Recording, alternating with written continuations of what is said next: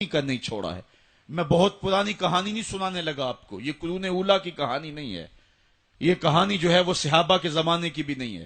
یہ کہانی جو ہے وہ تابعین کے بھی دور کی نہیں ہے، محدثین کے دور کی بھی نہیں ہے، یہ سری سختی کے زمانے کی کہانی بھی نہیں ہے، یہ جنید بغدادی کے دور کی بھی نہیں ہے، ہاں یہ مجدد الف ثانی کے زمانے کی کہانی بھی نہیں ہے، یہ کل کی بات ہے۔ ہم دور غلامی میں تھے، ہمارے اوپر انگریز حکومت کر رہا تھا، ایک انگریز افسر شاہی مسجد دیکھنے کے لیے آیا، اور جب چبوترے کے اوپر چڑھا تو ایک گداگر نے اس کے آگے ہاتھ پھیلایا، اس نے بٹوا نکالا اور اس کی ہتھیلی میں کچھ پیسے رکھے، دوبارہ وہ جیب میں بٹوا ڈالنے لگا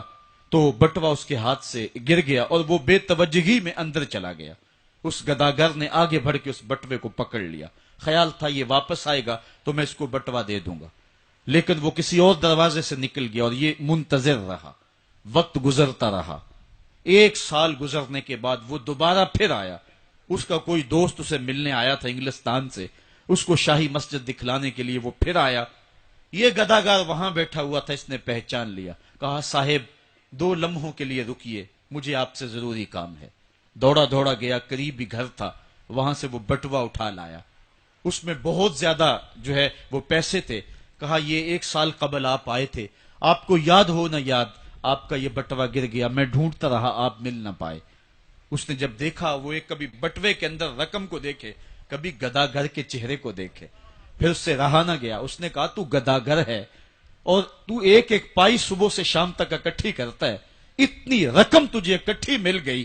تو تو اس رقم سے اپنا گھر بنا سکتا تھا، کاروبار سیٹ کر سکتا تھا، اور 1 سال ہو گیا تو میرا انتظار کرتا رہا۔ اس نے کہا بابو بات رقم کی نہیں ہے، تو عیسائی ہے اور میں مسلمان ہوں، کل قیامت کے دن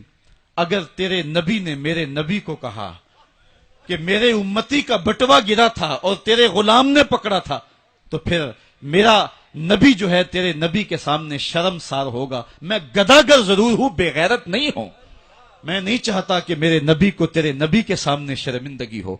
یہ تو گداگروں کی کہانی ہے، آج شاہوں کی کہانیاں سناؤں تو کلیجہ منہ کو آئے، آج وزیروں کی کہانیاں سناؤں تو کلیجہ پھٹنے لگے، آج آیان سلطنت پہ براجماں تخت شاہی پہ بیٹھے ہوئے آج یہ وزراء، آج یہ افسر، آج یہ وڈیرے، ان کی کہانیاں چھیڑ بیٹھوں تو کلیجہ پھٹنے لگے۔ جب میں کہتا ہوں الہی میرا احوال دیکھ، حکم ہوتا ہے اپنا نامہ اعمال دیکھ۔ میں نے اصلاح امت کانفرنس کے موقع پہ آپ کو یاد ہوگا کہا تھا کہ یہ تو کرم ہے محمد کی زلفوں کا